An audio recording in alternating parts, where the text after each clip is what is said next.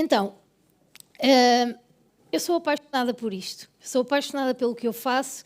Eu sou apaixonada por todos os dias chegar às organizações e por todos os dias trabalhar no Grupo Bernardo da Costa. Aquilo que eu acredito e que nós vivemos todos os dias é isto. As empresas são e continuarão a ser sempre as pessoas. E nós percebemos, graças também ao líder, ao líder que nós temos, que não conseguimos fazer tudo sozinhos, porque nós só temos 2 braços. E 2 braços não nos permitem fazer mais do que 2 braços permitem. Mas há muitos líderes que ainda assim tentam fazer muito mais e acabam por fazer aquilo que é o inimigo da gestão, que é a microgestão. Então o que é que nós precisamos perceber? Que quando só temos 2 braços, nós temos que delegar. E delegar é aceitar que não vão fazer igual a nós, provavelmente vão errar, e nós vamos lá estar para os ajudar quando isso acontecer. Mas antes de passar para aquilo que eu vos quero apresentar, eu vou-vos fazer uma pergunta e vão achar que eu devia ter ido para Coffee Break antes de fazer a apresentação.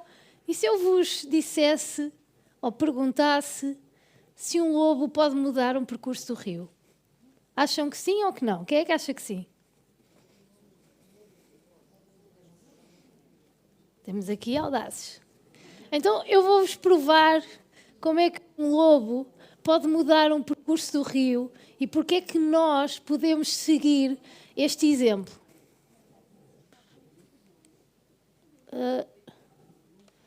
Preciso de play.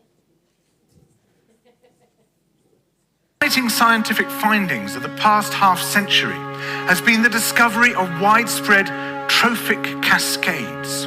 A trophic cascade is an ecological process which starts at the top of the food chain and tumbles all the way down to the bottom.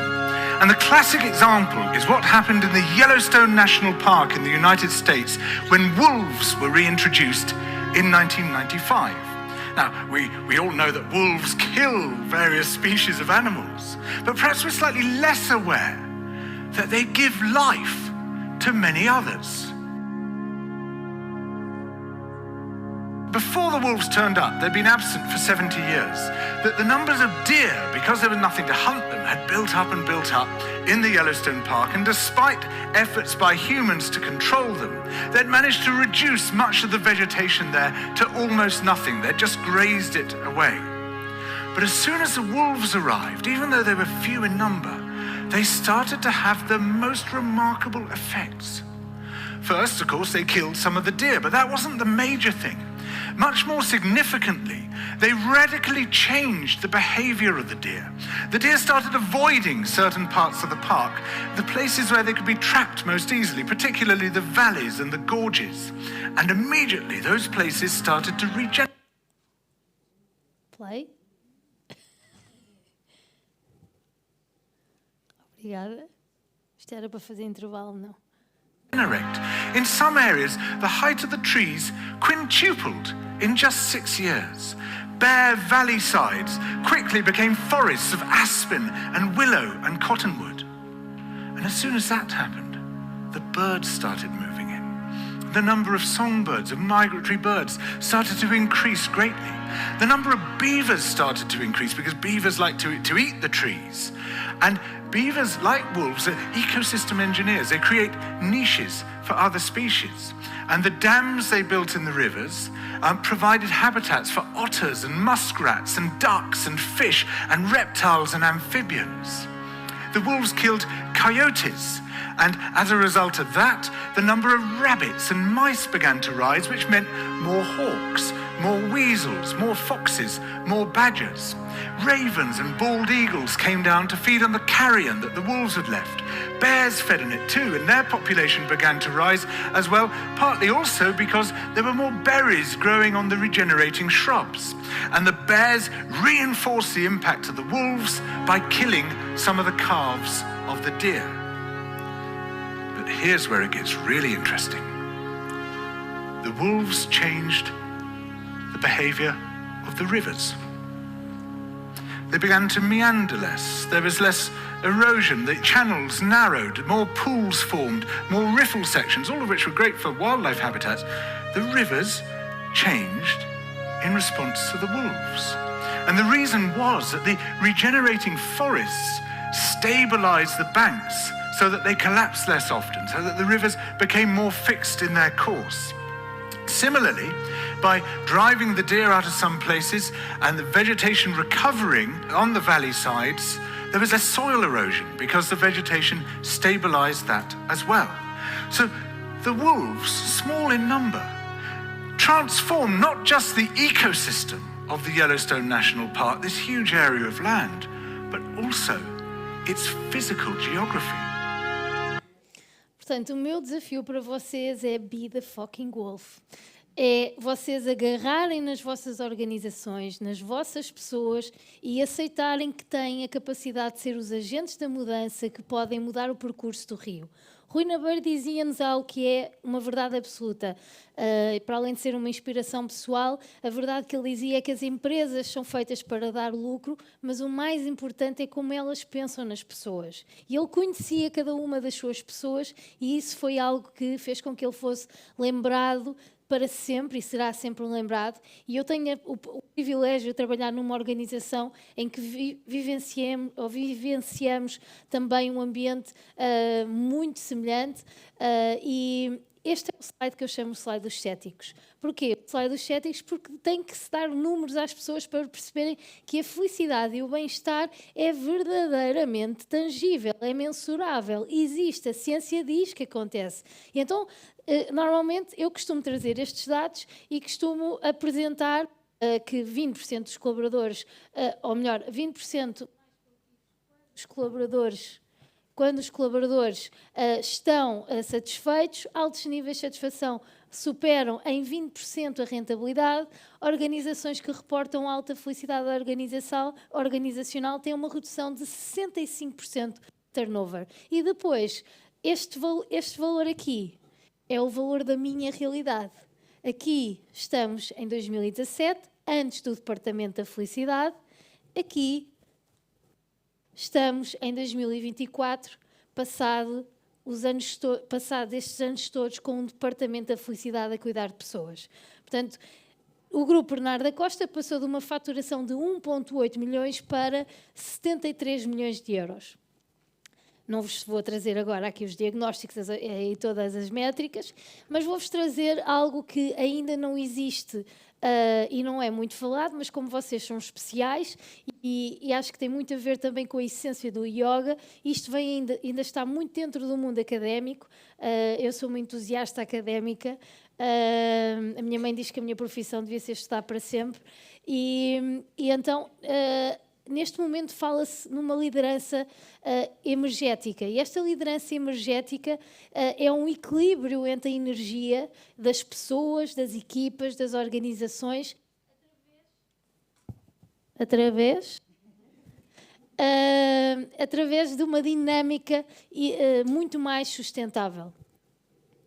E então, o que é que este conceito nos diz? Este conceito vai conjugar várias teorias que nós temos vindo a viver até aos dias de hoje, ultrapassa a própria liderança humanizada, porque já a absorve na sua essência, mas vai acabar por inserir muito daquilo que é a psicologia positiva que nós temos cada vez mais na presença das nossas organizações mais inovadoras e mais disruptivas.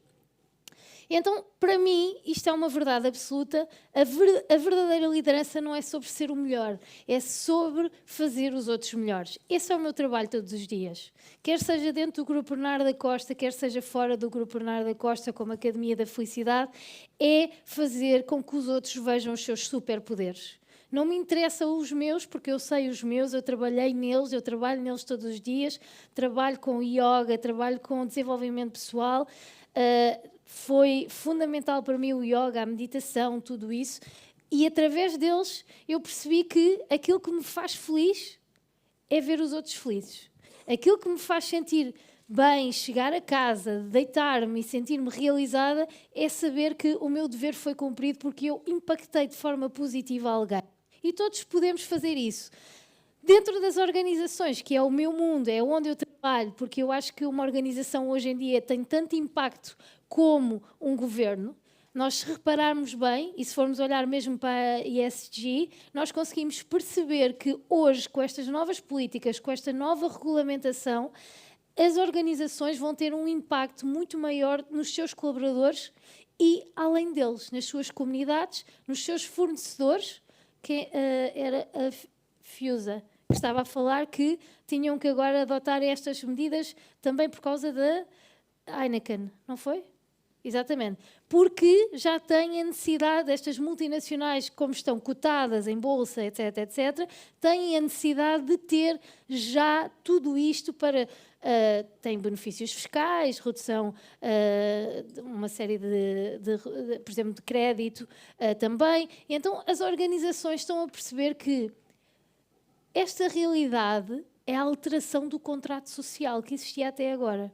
Aquilo que existia até agora e que nós vivemos já não é aquilo que as próximas gerações vão viver, e ainda bem, porque significa que estamos a caminhar para um sítio onde há valores, missão e visão cada vez mais alinhados com aquilo que se vive todos os dias. E é isso que nós queremos, é que as pessoas vivam, digam e façam exatamente a mesma coisa. Isto é liberdade. O que é que estas organizações, e o que é que eu percebi que o Grupo Bernardo da Costa tem, e muitas das organizações com esta mentalidade de que estamos ali para criar e dar e servir mais do que receber aquilo que as pessoas têm, as pessoas procuram essencialmente igualdade, inspiração, adaptabilidade, resiliência, empatia. Estes são os fatores-chave. Mas, acima de tudo, procuram lideranças humanizadas, culturas organizacionais diversificadas, pessoas que cuidam de pessoas e pessoas que essas pessoas cuidam dos resultados. Na verdade, essa, se calhar, é a maior definição daquilo que nós fazemos enquanto grupo e enquanto Academia da Felicidade, nós cuidamos de pessoas e essas pessoas cuidam de resultados. O que é que as pessoas mais ambicionam no seu local de trabalho? E na liderança? Que seja empática, atenção que a empatia é calçar os sapatos do outro, sem perder de vista o nosso objetivo. Portanto, não vamos ficar com a carga que não nos pertence, mas também não vamos deixar de ser verdadeiramente empáticos, escuta ativa com aquela pessoa que está a partilhar connosco, e vamos dar-lhe a nossa maior atenção e a nossa atenção plena. Depois, ser inspirador não significa que vamos estar a declamar poemas, obviamente, não é? Nós vamos estar a inspirar pelo exemplo, porque a liderança tem essa capacidade, e para mim só existe uma forma de ser líder, que é pelo exemplo. Não é impor, não é a causar a disrupção porque há um dia que faz mais sentido uma iniciativa ou outra, não é a microgestão. E, na verdade, a microgestão é o inimigo de todos estes ambientes de bem-estar, onde a felicidade acaba por ser o fruto deste bem-estar e de existir não só todo um acompanhamento do líder. Por isso, se alguém tem que quebrar, uma das coisas que eu mais detesto é o sempre foi assim. Sempre foi assim, começa-me a dar aqui uma urticária a subir. É o líder, pelo exemplo. E depois o propósito da liderança humanizada não é criar mais líderes, portanto não é criar seguidores, é dar máxima responsabilidade, máxima liberdade às suas pessoas. Porque isso se traduz depois no dia-a-dia e tem um impacto como motor de engagement, é um estímulo à colaboração, um incentivo à inovação. Por favor, não digam retenção de talento. Ninguém gosta de retenção de IVA, retenção de IRS, retenção na fonte, retenção de líquidos. Esqueçam, ninguém gosta. Reter é muito, muito mau. Portanto, o que nós queremos é atrair, é um casamento. Nós queremos reconquistar as nossas pessoas todos os dias.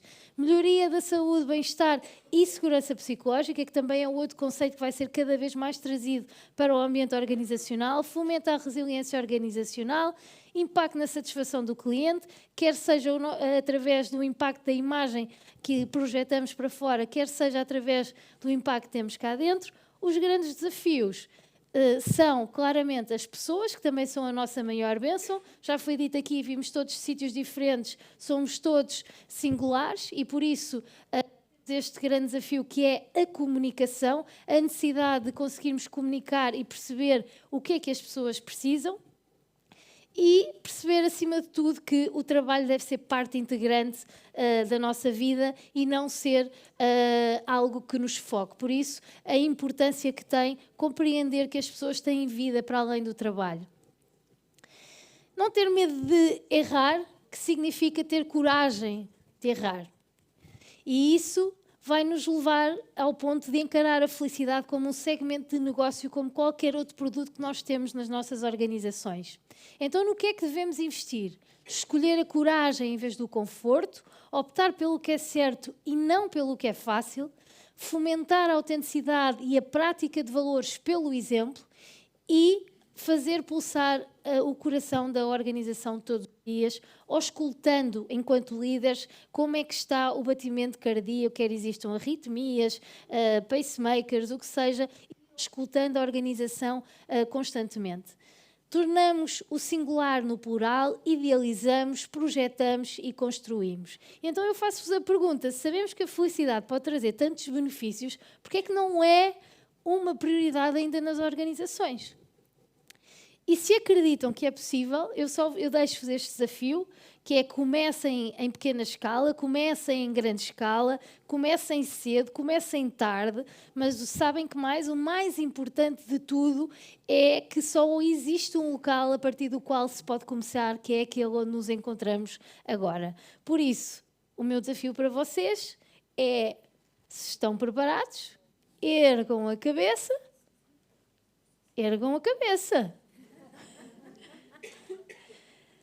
Olhem em redor e mãos à obra. Obrigada.